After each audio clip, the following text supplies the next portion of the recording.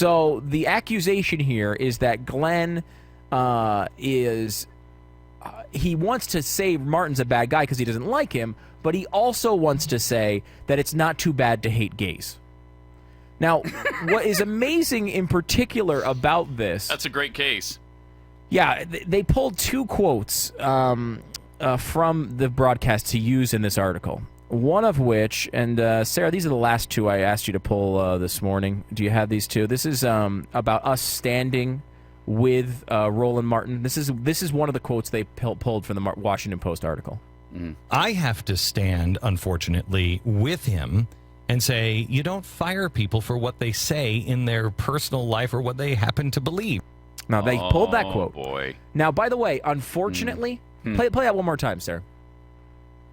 I have to stand, unfortunately, with him and stop. say... Well, the way Washington Post wrote that was, I have to stand, ... with him. So they took out the unfortunately part. I have to stand with him and say that you don't fire people for what they say in their personal lives. Now, they only included one other quote, which was, in this case, me, I believe.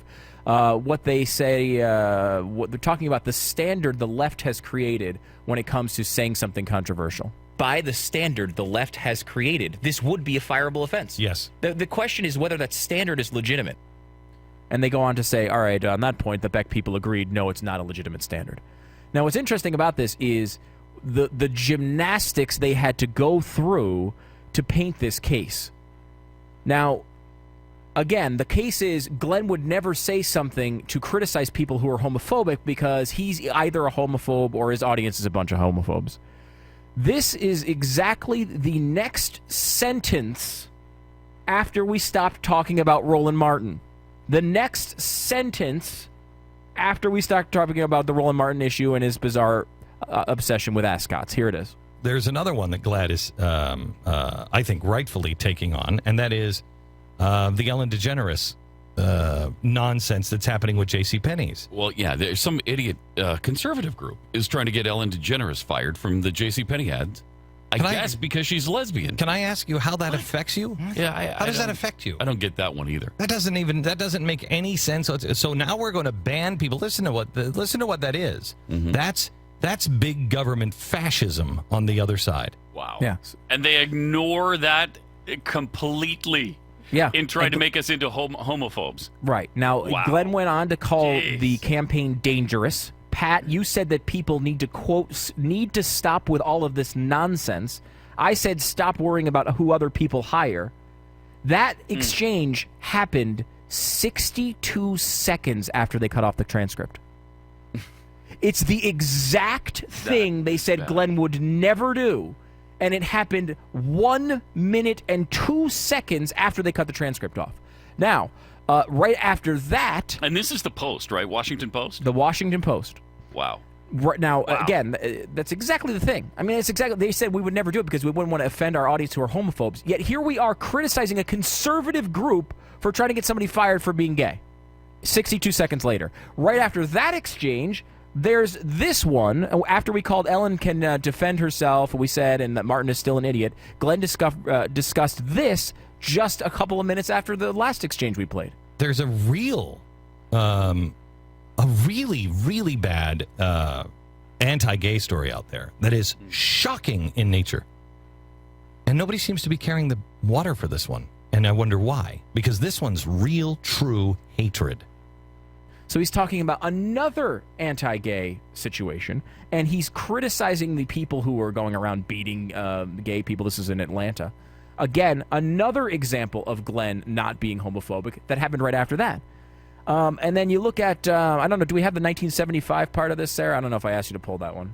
This is Glenn 17 seconds before they started the transcript. 17 seconds. Here's Glenn talking about Roland Martin. I mean, what are you, 1975? I mean, you want to talk about progress? You haven't made any progress. I mean, I don't even know where you come. I don't even know where you're coming from on this. Think about this. They had to edit out what happened 17 seconds before and 62 seconds after. And in those exchanges, the point they are making in the article is completely destroyed 3 separate times. Shows you what lying, horrible people they are. Horrible people they are. Horrible people they are. Jeez. To get this done, they had to edit out what Glenn said in Wow. the seconds before the quote they used that would completely disprove their argument. And they had to stop the transcript 1 minute before Glenn does 2 more stories that also disprove their argument. And it's pretty amazing. We do an opinion show.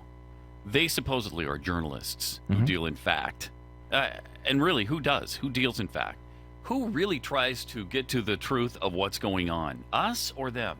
I mean, we give people the benefit of the doubt all the time. I pass up stories on people I can't stand all the time because somebody has made a big deal out of something that really isn't there.